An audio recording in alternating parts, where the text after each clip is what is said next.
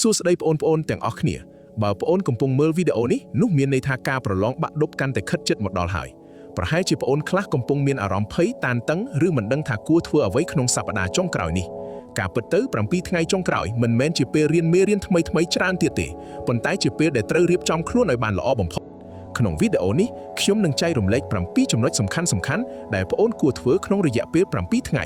មុនប្រឡងបាក់ឌុបមិនថាបងប្អូនរៀនថ្នាក់វិទ្យាសាស្ត្រឬថ្នាក់សង្គមក៏ដោយចូលមើលឲ្យចប់ព្រោះចំណុចចុងក្រោយអាចជួយឲ្យបងប្អូនរក្សាពិន្ទុបានយ៉ាងច្រើន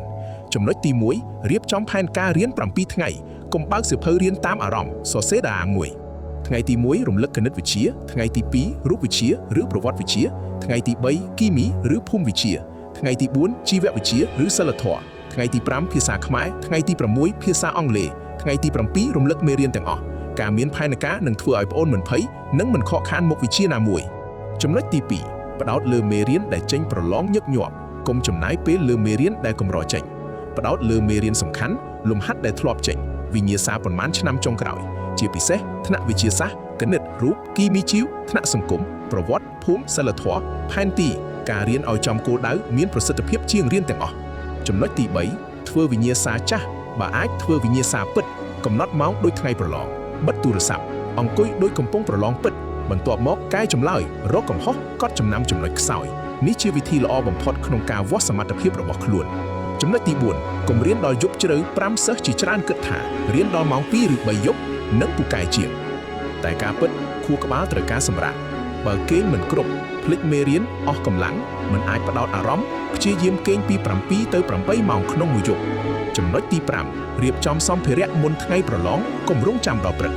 រៀបចំប័ណ្ណប្រឡងអត្តសញ្ញាណប័ណ្ណប៊ិចខ្មៅដៃជាប់លុបបន្ទាត់ម៉ាស៊ីនគិតលេខសម្រាប់មុខវិជ្ជាដែលអនុញ្ញាតដបទឹកពិនិត្យទីតាំងមណ្ឌលប្រឡងឲ្យបានច្បាស់ចំណុចទី6ថែរក្សាសុខភាពកុំញ៉ាំអាហារដែលមិនស្អាតផឹកទឹកឲ្យបានគ្រប់គ្រាន់ញ៉ាំបន្លែផ្លែឈើហាត់ប្រាណស្រាល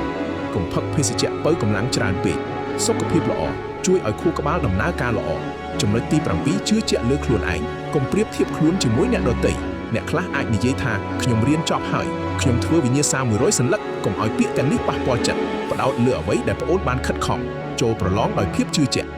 ភាពស្ងប់ស្ងាត់អាចជួយឲ្យធ្វើបានល្អជាងភាពភ័យខ្លាច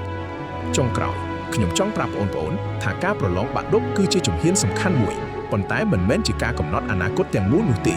ប្រឹងប្រែងឲ្យអស់ពីសមត្ថភាពសម្រាប់ឲ្យបានគ្រប់គ្រាន់និងរក្សាភាពជឿជាក់លើខ្លួនឯង